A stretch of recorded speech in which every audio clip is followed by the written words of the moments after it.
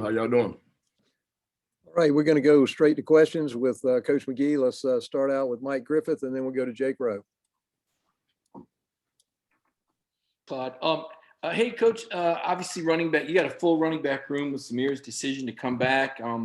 How do you expect that the rotation to shake out? Could roles change, or do you place any value on the seniority that Zamir brings back?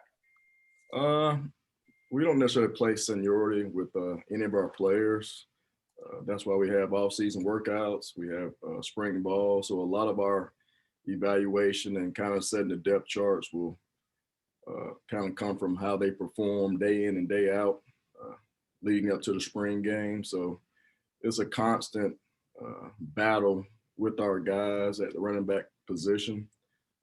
We are very, very fortunate to have six guys that can actually help produce and play winning football for us.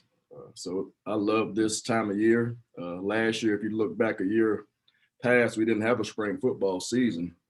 And I think it's back to close to being normal. We still do have COVID issues, but just being out there this morning and watching them run around and condition and push themselves is definitely a change from last year, and we welcome that.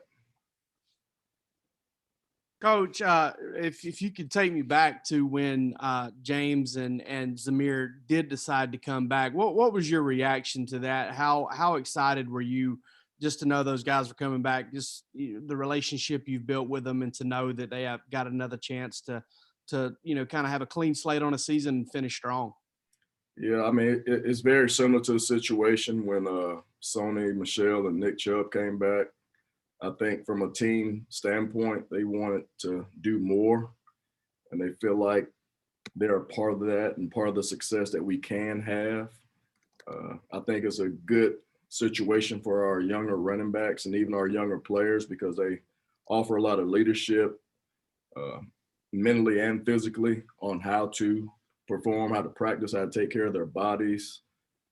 So it's very comforting to have those guys back.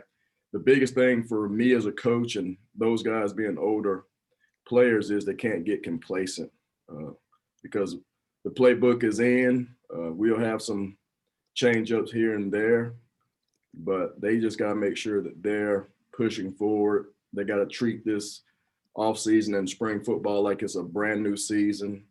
They have to be eager to learn, eager to get better, eager to improve their skills because all of our players have weaknesses that they need to work on, and that needs to be a point of emphasis. And it starts with me making sure that they're detailed in what they need to improve on. All right, let's go to Mark Weiser and then Anthony Dasher. Hey, Dell, Kirby was talking about some of the ideas brought on by new staff members.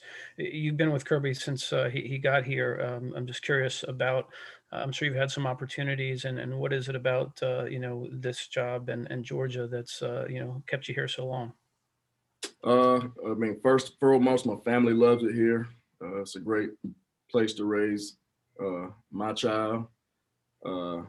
Just the boosters, alumni, the way our administration treats their coaches. And then on top of that, just having a great recruiting base of a 5-hour radius, we should be able to recruit the top players in the country that's outside that radius as well. So it's just a great university.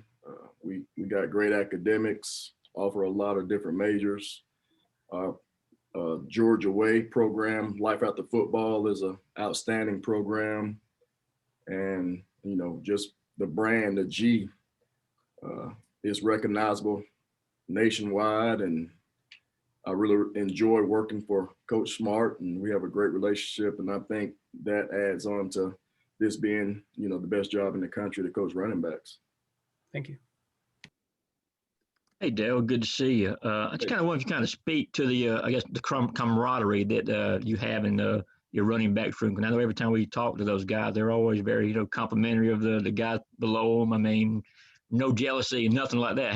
How does that work? How does that happen? I mean, we preach that from day one because we want all of our players to embrace the grind, but also love one another, whether you're the star player on Saturday or the walk-on that has to give the look to the defense. That's something that has always been a part of me and my philosophy in dealing with players, is that we're all in this together. And it takes a commitment from the entire room to not to be jealous, to look outside of yourself, to learn and promote one another, and be happy for your teammates when they do have success, but also understand that success is not long-term, and you will have your adversity and shortcomings. And at times when that happens, the next man has to be able to step up when injuries arise, or we got certain players that can do certain things a little bit better than another player. Then, those players have to relish that role. And the other player that's being taken out of that role has to understand that, hey, this guy's a little bit better at doing this than I can. Okay, we're going to take 2 more questions. Let's go to Chip Towers and then Seth Emerson. It's interesting here. You talking about that so much about idiosyncrasies of having to decide who gets in the game and who doesn't. But that's not what I was going to ask you about. Dell, obviously it's easy to look and see the interest that there is in hiring you every offseason somewhere else. I just wonder, and obviously you've stayed here at Georgia. How much is being a head coach in your career objectives? Is that something that you're wanting to do and kind of holding out until you find the right situation in the right time? I definitely think it's part of timing. I definitely do want to be a head coach, and I don't control that narrative.